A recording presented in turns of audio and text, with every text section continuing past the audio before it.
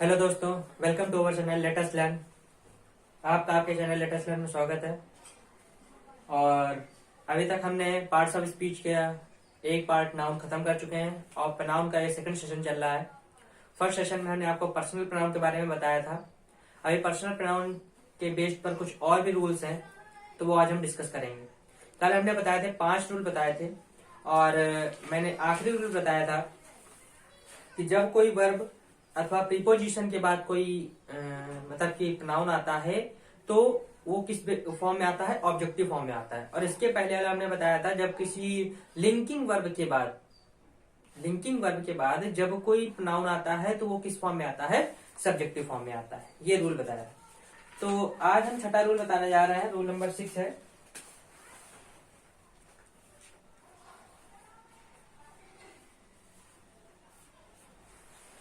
Rule number 6 क्या है? जब भी कोई एडजेक्टिवल पॉजेसिव प्रोनाउन, हमने बताया होगा जब एक चार्ट बनाया था तो उसमें पॉजेसिव प्रोनाउन बताया था, उसके 2 पार्ट बताए थे, एक एडजेक्टिवल पॉजेसिव प्रोनाउन, एक प्रोनाउंशियल पॉजेसिव प्रोनाउन। तो हमने बता रहे हैं कि एडजेक्टिवल पॉजेसिव प्रोनाउन होता है तो उसके बाद मतलब कि नाउन का यूज आप कर सकते हैं, लेकिन जो प्रोनाउंशियल प्रोनाउन होता है उसके बाद हम कोई भी प्रोनाउन यूज नहीं कर सकते। उसके सेंटेंस के पहले हम यूज कर पाते हैं। देखिए कैसे, मतलब समझिएगा। पहले हम रूल लिख देते हैं। एडजेक्टिवल पॉजेसिव के बाद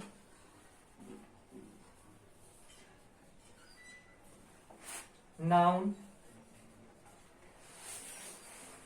आता है, बट लेकिन प्रोनाउंशियल,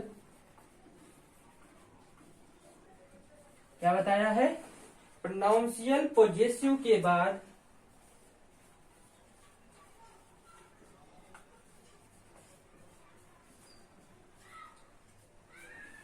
नाउन नहीं आता है।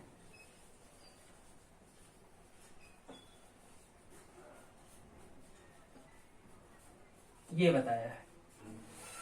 क्या बताया है? एडजेक्टिवल पॉजेसिव के बाद नाउन आता है लेकिन प्रोनाउंशियल पॉजेसिव के बाद नाउन नहीं आता है। हमने एडजेक्टिवल पॉजेसिव क्या क्या बताए थे? जैसे माई, आवर, योर, यू का योर होता है, ही का हिज होता है, सी का हर होता है, इट का इट होता है एंड दे का दियर होता है, बताया था। और प्रोनाउंशियल पॉजेसिव क्या बताया था?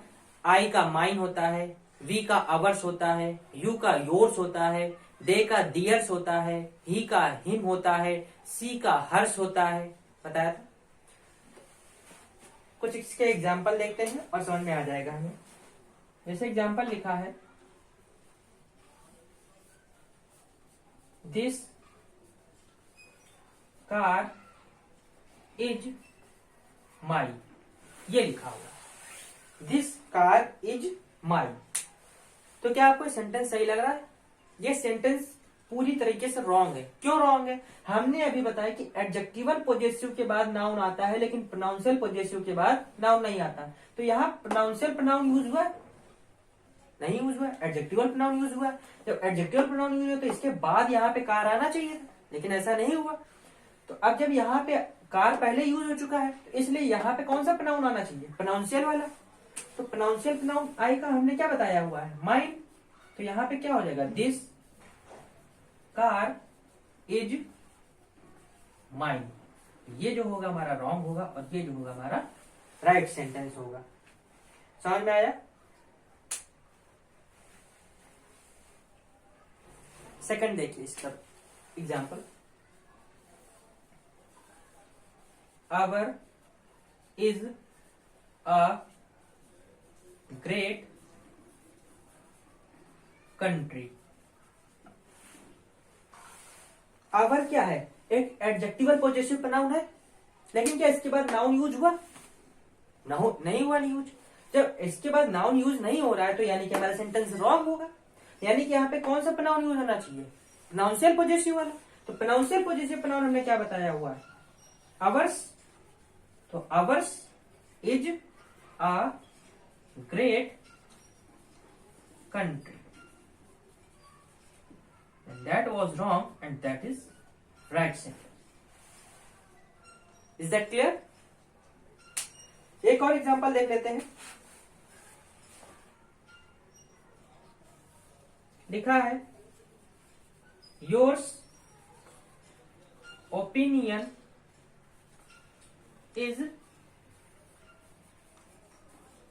करेक्ट. योर्स कौन सा प्रोनाउन है? प्रोनाउंशियल पॉजेसिव. और इसके बाद क्या यूज हुआ है? नाउन. जबकि हमने क्या बताया है? प्रोनाउंशियल पॉजेसिव के बाद नाउन नहीं आता है. तो जब नाउन यूज हुआ तो यहाँ पे क्या आना चाहिए? Adjectival possessive pronoun. Adjectival possessive pronoun क्या होता है? योर होता है. तो यहाँ पे क्या आएगा? Your opinion is correct.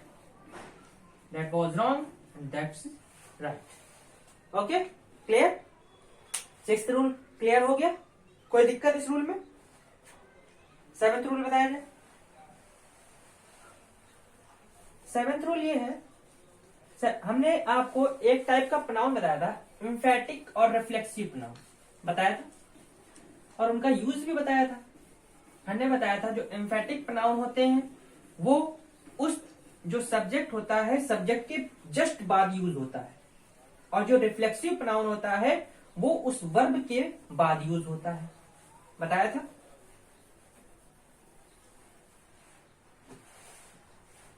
तो यहां पे हम एम्फैटिक प्रोनाउन की बात करने जा रहे हैं. किस प्रोनाउन की बात करने जा रहे हैं? एम्फैटिक प्रोनाउन की. तो देखिए, एम्फैटिक प्रोनाउन कभी भी वाक्य में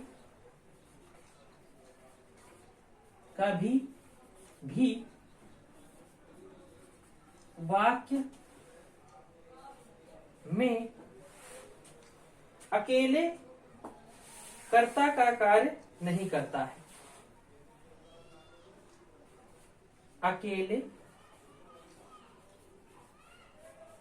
कर्ता का कार्य नहीं करता है. कर्ता यानी कि सब्जेक्ट, यानी कि सब्जेक्ट का काम नहीं करता. जो एम्फैटिक प्रोनाउन है कभी भी वाक्य में अकेले सब्जेक्ट का काम नहीं करेगा. इसके साथ पक्का कोई ना कोई साथ में इसका जो हमने सब्जेक्टिव फॉर्म बताया हुआ है इसका वो जरूर यूज होगा.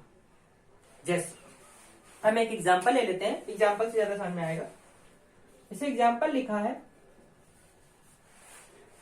myself can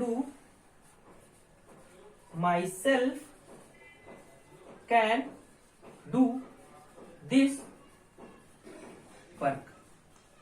तो क्या यह राइट सेंटेंस होगा? अभी हमने बताया जो एम्फैटिक प्रोनाउन है कभी भी वाक्य में अकेले कर्ता का काम नहीं कर सकता है. तो ये अकेले तो कर्ता काम कर नहीं पाएगा, तो इसके साथ कोई ना कोई तो आना चाहिए. तो माई सेल्फ का सब्जेक्टिव फॉर्म क्या होता है? आई होता है. तो माई सेल्फ के साथ क्या आएगा? आई आएगा. तो यहां पे क्या हो जाएगा? I myself can do this work. ये रॉन्ग होगा और ये मैं खुद ये काम कर सकता हूं, ये होगा. ये नहीं हो सकता खुद काम कर सकता हूं, मैं खुद ही ये काम कर सकता हूं. समझ में आया? अब इसका सेकंड एग्जांपल देख लेते हैं. सेकंड एग्जांपल होगा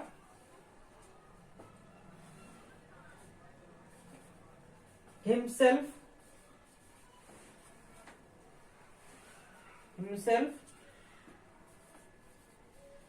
faced the challenges. himself faced the challenges. तो himself किसका एम्फैटिक प्रोनाउन होता है? इसकी सब्जेक्टिव फॉर्म क्या होती है? ही होती है. तो यानी कि himself के साथ क्या आएगा? he himself faced the challenges. तो ये जो होगा हमारा रॉन्ग होगा और ये जो होगा हमारा राइट सेंटेंस. तो आई थिंक एम्फैटिक प्रोनाउन का रूल समझ में आ गया होगा. हमने एम्फेटिक प्रोनाउन का क्या रूल बताया कि एम्फेटिक प्रोनाउन कभी भी वाक्य में अकेले सब्जेक्ट का काम नहीं कर सकता है, इसके साथ इसकी सब्जेक्टिव फॉर्म जरूर आती है। ठीक है, अभी हमने एम्फेटिक प्रोनाउन का रूल बताया, ये रूल नंबर था 7। अब हम बात करेंगे इसी का सेकंड टाइप, एम्फेटिक प्रोनाउन का ही एक जो सेकंड टाइप हमने बताया था रिफ्लेक्सिव प्रोनाउन, अब हम उसकी बात करेंगे। तो रिफ्लेक्सिव प्रोनाउन में क्या होता है उसका रूल समझ लेते हैं। अगर आपको हमारा सेशन अच्छा लग रहा हो तो प्लीज इसे लाइक करिए, कमेंट कीजिए, शेयर कीजिए और ज्यादा से ज्यादा लोगों में शेयर कीजिए ताकि ज्यादा से ज्यादा लोग हमारे साथ जुड़ सकें और इसका लाभ उठा सकें। और हमारे सेशन को लाइक जरूर करते रहा करिए। और अभी हम आपको प्रोनाउन में काफी कुछ अच्छी अच्छी चीजें बताएंगे, तो प्लीज हमारे साथ जुड़े रहिए। तो रूल नंबर 8 है, तो हम कह रहे थे रिफ्लेक्सिव प्रोनाउन की बात करने जा रहे थे। तो ऐसी क्रिया, कोई भी ऐसी क्रिया है जो कर्ता खुद ही काम कर रहा हो, जिसे तो ऐसी क्रिया जिसे कर्ता के अलावा कोई और नहीं कर सकता है। तो ऐसा काम जिसे कर्ता के अलावा कोई और नहीं कर सकता है, तो उसके बाद उस क्रिया के तुरंत बाद किसका यूज करते हैं हम? रिफ्लेक्सिव प्रोनाउन का यूज करते हैं। किसका यूज करते हैं? रिफ्लेक्सिव प्रोनाउन का यूज करते हैं। तो क्या है रूल? ऐसी क्रिया या वर्ब जिसे सब्जेक्ट के अलावा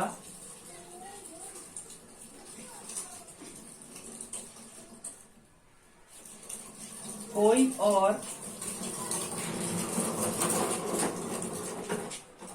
ना कर सके,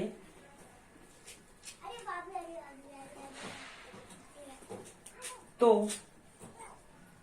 उस क्रिया के बाद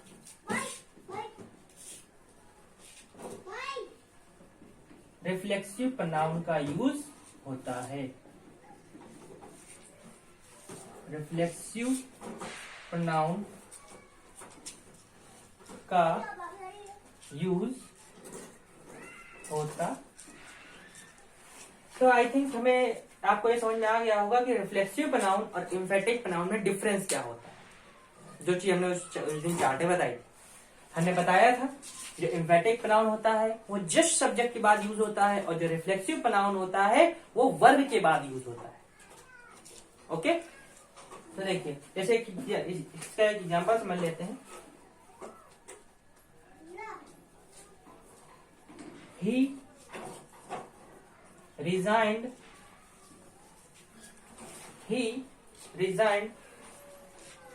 of his job। अब वो जॉब से वो रिजाइन दे रहा है तो खुद ही तो देगा, उसके अलावा तो कोई और दे नहीं सकता है कि मेरी जगह आप रिजाइन दे दे जाके। तो ऐसा हो सकता है? नहीं हो सकता। तो ये काम यही सिर्फ कर सकता है। तो जब ये काम यही कर सकता है तो इसके बाद इसका रिफ्लेक्सिव प्रोनाउन यूज होना चाहिए। तो हमारा सेंटेंस राइट क्या होगा? तो ही रिजाइन्ड himself of his job.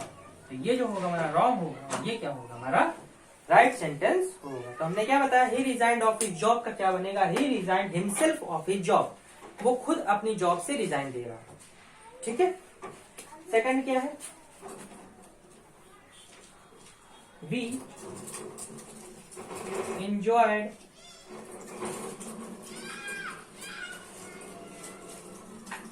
during the holidays। तो जब आप इंजॉय करते हो तो खुद ही तो इंजॉय करते हो कि आपके बदले कोई और इंजॉय करेगा? ये काम तो आप ही कर सकते हो ना। तो जब ये काम आपको ही करना है तो जो काम आप कर रहे हैं तो इसके लिए आपका रिफ्लेक्सिव प्रोनाउन यूज होना चाहिए। तो यहां पे क्या आएगा? वी इंजॉयड, और वी का हमने रिफ्लेक्सिव प्रोनाउन क्या बताया हुआ है? Ourselves. Ourselves during the holidays. Okay, तो ये क्या होगा रॉन्ग, ये क्या होगा। अभी हमने आपको 3 रूल बताए। कितने रूल बताए? 3 रूल। कौन कौन से रूल बताए? पहला रूल ये बताया था, जो एडजेक्टिवल पॉजेसिव होता है, एडजेक्टिवल पॉजेसिव प्रोनाउन, उसके बाद हम नाउन का यूज करते हैं, और जो प्रोनाउंशियल पॉजेसिव प्रोनाउन होता है उसके बाद हम नाउन का यूज नहीं करते हैं। ठीक। उसके बाद हमने 7th नंबर रूल ने क्या बताया, जो इम्फेटिक प्रोनाउन होते हैं, जो इम्फेटिक प्रोनाउन होते हैं वो स्वयं कर्ता का काम नहीं कर सकते हैं। इम्फेटिक प्रोनाउन कभी भी कर्ता का रूप, कर्ता अकेले नहीं बन सकता है, उसके साथ उसका सब्जेक्टिव फॉर्म जरूर आना चाहिए।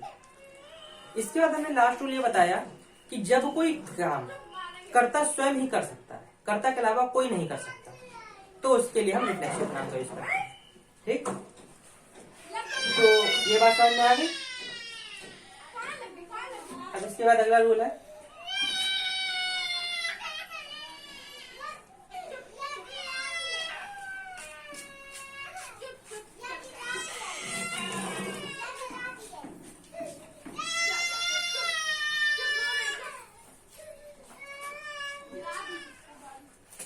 नाइन नंबर रूल है। हम पढ़ाएंगे रूल नंबर 9। रूल नंबर 9 में हम क्या पढ़ाने जा रहे हैं, डिस्ट्रीब्यूटिव प्रोनाउन के बारे में। क्या पढ़ाने जा रहे हैं? डिस्ट्रीब्यूटिव प्रोनाउन के बारे में। तो डिस्ट्रीब्यूटिव प्रोनाउन क्या क्या होते हैं पहले हम ये समझ लेते हैं। डिस्ट्रीब्यूटिव प्रोनाउन होते हैं हमारे each, every, either or, neither nor, both, and any, none, ये सब क्या होते हैं हमारे डिस्ट्रीब्यूटिव प्रोनाउन होते हैं। तो इसके बेसिस पे हम कुछ रूल बताएंगे। डिस्ट्रीब्यूटिव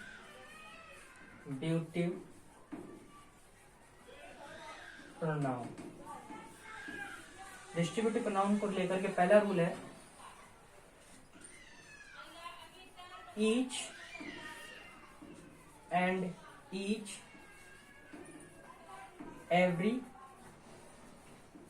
एंड एवरी, इनके साथ जब कोई एक वचन का कर्ता, एक वचन का कर्ता मतलब कि सिंगुलर सब्जेक्ट, ठीक है, जुड़ा हो, एक वचन का कर्ता, तो इनके बाद जो वर्ब आएगी वो कैसी आएगी, सिंगुलर वर्ब आएगी। ठीक, यानी कि एक वचन की क्रिया आएगी।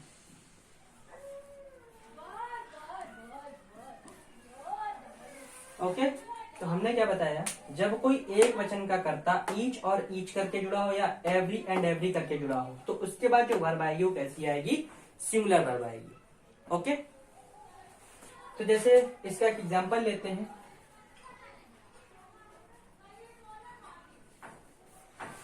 एग्जांपल लेते हैं, एग्जांपल है जैसे कि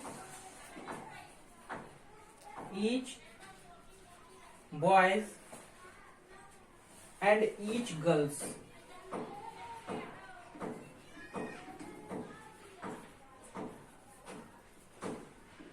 वर डांसिंग। ईच का मतलब क्या होता है, प्रत्येक। एवरी का मतलब क्या होता है, हर एक। जब लास्ट में एक आ रहा है तो यहाँ पे कर्ता भी, सब्जेक्ट भी कैसा आना चाहिए, एक, मतलब कि सिंगुलर। तो इसका राइट सेंटेंस क्या हो जाएगा, each boy and each girl, और इसके साथ वर्ब कैसे आएगी, सिंगुलर, वॉज डांसिंग। ओके, तो ये क्या होगा, रॉन्ग, और ये क्या होगा हमारा, जैसे लिखा था each boys and each girls were dancing, तो ईच का मतलब होता है प्रत्येक। जब एक की बात कर रहे हैं तो यानी कि यहाँ पे जो नाउन आएगा वो भी कैसा आएगा, सिंगुलर आएगा।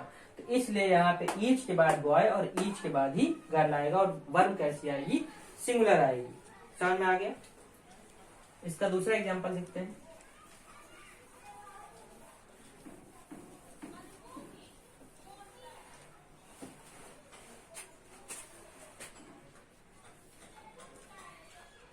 Every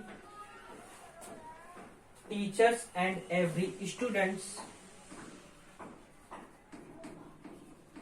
every teachers and every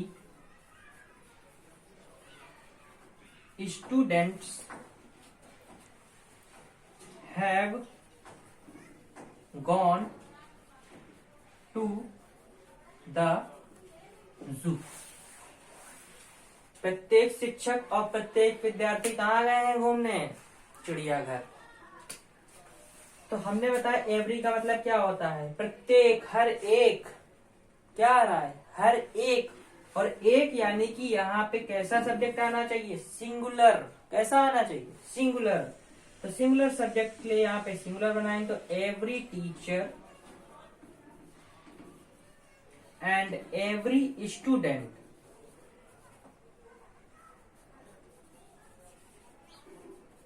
okay. और वर्ब कैसी आनी चाहिए? सिंगुलर। तो has gone to the zoo. तो ये क्या होगा हमारा? रॉन्ग। ये क्या होगा हमारा? तो दोनों रूल्स, ये रूल समझ में आया? ईच और ईच के साथ अगर कोई एक वचन कर्ता जुड़े हुए तो उनके साथ क्या आएगी? सिंगुलर। ऐसे एवरी और एवरी के साथ अगर कोई सिंगुलर सब्जेक्ट जुड़ता है तो उसका सिंगुलर वर्ब आएगी। ठीक। और उनके साथ कैसे सब्जेक्ट जुड़ते हैं? सिंगुलर सब्जेक्ट ही जुड़ते हैं। ओके, तो समझ में आ गया? अगला रूल बताया जाए। चलो 10 नंबर रूल बताते हैं। तो अब डिस्ट्रीब्यूटिव प्रोनाउन का ही ये अगला रूल है।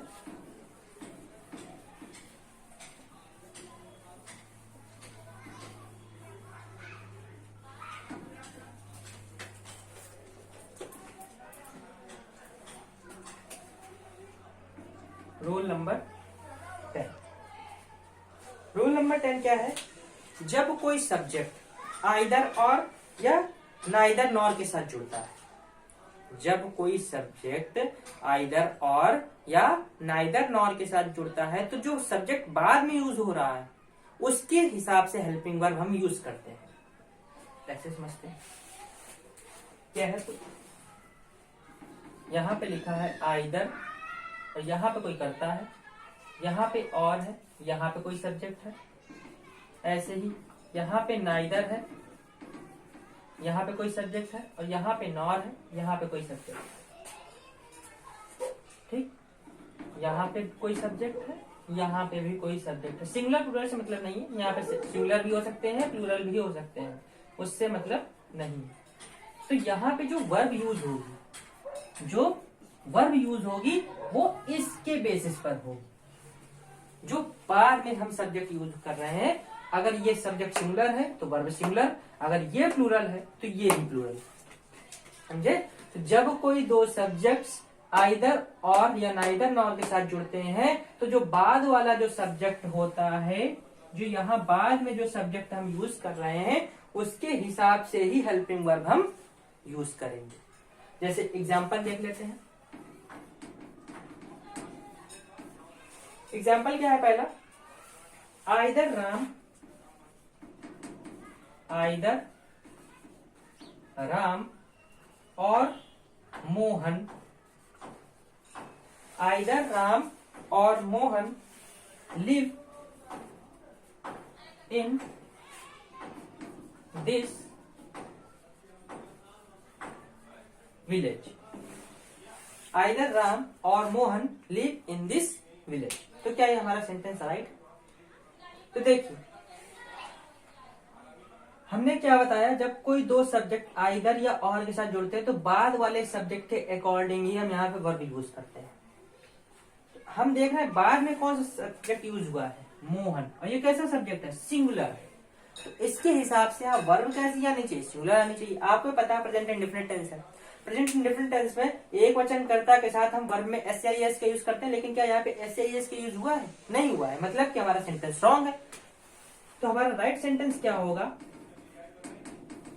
आइदर राम और Mohan lives in this village। तो ये क्या होगा हमारा राइट, ये क्या होगा हमारा रॉन्ग। तो एरर आपको पता चल गई होगी, यहां पर है। ओके, हम आपको ये पार्ट्स ऑफ स्पीच पढ़ाने के बाद ही आपको टेंसेस के बारे में बताएंगे, जिससे आपको सारे टेंसेस का नॉलेज हो जाएगा और बहुत ही कम समय में बहुत ही अच्छा नॉलेज आपको मिलेगा टेंसेस का। उसमें आपको कोई भी दिक्कत आने वाली नहीं है टेंसेस को लेकर के। तो ये आइदर और नाइदर नॉर वाला समझ में आया। इसका एक और एग्जांपल लेके समझा देते हैं ताकि ये और अच्छे समझ में आ जाए।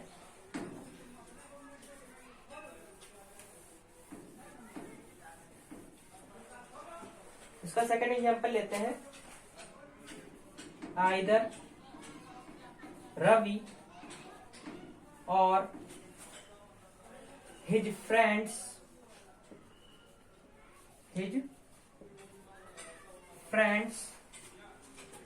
has done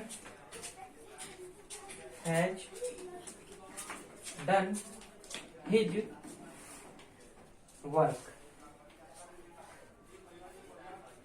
अब आप बताइए यहाँ पे कितनी एरर है।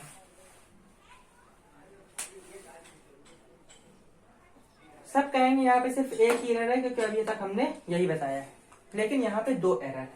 क्यों? जब आप और के बाद वाले सब्जेक्ट के अकॉर्डिंग ही वर्ब चेंज कर रहे हैं तो उसका ही तो पॉजिटिव केस भी तो उसी का लगेगा। अगर आप सब इसी के अकॉर्डिंग कर रहे हैं तो ये भी तो उसी के अकॉर्डिंग चलेगा, ये क्यों पहले वाले के अकॉर्डिंग चलेगा। तो इसलिए यहाँ पे भी चेंजमेंट होगा। तो यानी यहाँ पे कितनी एरर्स हुई? 2, एक ये है और एक ये। देखते हैं तो होगा आइदर रवि और हिज फ्रेंड्स हिज फ्रेंड्स यानी कि प्लूरल है और प्लूरल है यानी कि यहाँ पे प्लूरल वर्ब आएगी। Have done. हिज फ्रेंड्स के अकॉर्डिंग यहाँ पे क्या आएगा? Dear verb.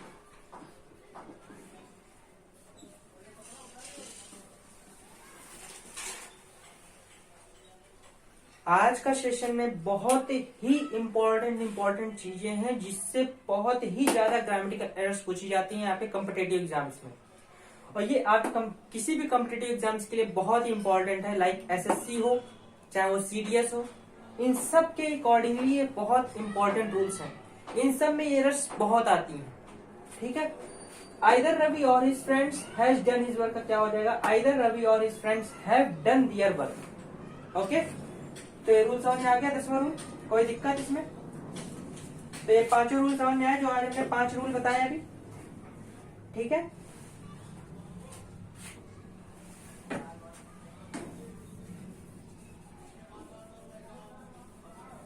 तो आज हमने 5 रूल बताए, कल हमने 5 रूल बताए थे। इस तरीके से प्रोनाउन के आपके 10 रूल्स आपके खत्म हो चुके हैं। अभी हम आपको डिस्ट्रीब्यूटिव प्रोनाउन पढ़ा रहे हैं। अभी डिस्ट्रीब्यूटिव प्रोनाउन से रिलेटेड बहुत सारे आपको रूल्स मिलेंगे जो आपके कॉम्पिटिटिव एग्जाम में बहुत ज्यादा पूछे जाते हैं। इसलिए आगे प्रोनाउन के सेशन आप लेते रहिएगा। और अगर आपको हमारे सेशन अच्छे लग रहे हो तो प्लीज इसे लाइक करिए और ज्यादा से ज्यादा जितने ज्यादा हो सके उतने ज्यादा इस सेशन को शेयर कीजिए ताकि और भी ज्यादा लोग जुड़ सके और पढ़ने में और ज्यादा मजा आए। ओके, तो आज का सेशन हम यही खत्म करते हैं। Thank you, tata, bye bye.